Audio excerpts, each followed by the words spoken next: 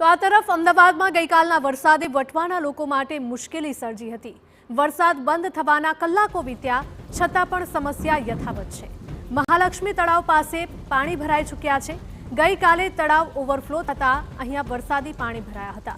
હજુ તળાવની આસપાસ સોસાયટીમાં જવાના રસ્તા જળમગ્ન હાલતમાં જોવા મળી રહ્યા છે, જેના કારણે સ્થાનિકોમાં પણ એક આક્રોશની લાગણી જોવા મળી રહી છે, કારણ કે દર વર્ષે આ પ્રકારની સ્થિતિ સર્જાય છે। પાલિકા દ્વારા પણ મોટા દાવાઓ કરવામાં આવે છે, પરંતુ આ તમામ દાવો પોકળ સાબિત થાય છે અને તંત્ર દ્વારા કોઈ જ કામગીરી નથી કરવામાં આવતી તેવા આક્ષેપો સ્થાનિકો કરી રહ્યા છે।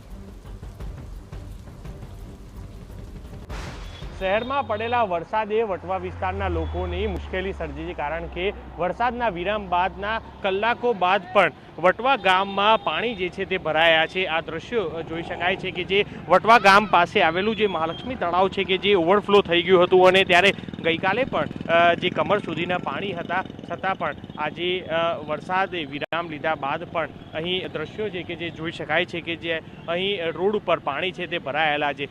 મહાલક્ષ્મી તળાવ નજીક આવેલી સોસાયટી અને જે રોડ છે કે તે જવાના રસ્તા ઉપર આ પાણી છે તે ભરાયા છે અને જેના કારણે લોકો ભારે હાલાકીનો સામનો છે તે કરી રહ્યા છે। અહીંના સ્થાનિકોનું કહેવું છે કે દર વર્ષે આ સમસ્યા હોય છે કે સામાન્ય વરસાદ હોય અને વરસાદમાં પણ આ સ્થિતિ છે કે જે જોવા મળતી હોય છે અને જેના કારણે લોકોએ ભારે હાલાકીનો સામનો છે તે કરવો પડતો હોય છે। તંત્ર દ્વારા આનો કાયમી નિકાલ છે તે નથી કરવામાં આવતો અને જેના કારણે જ આ સ્થિતિ લોકોને, સ્થાનિકોને અહીં હેરાન થવું પડી રહ્યું છે।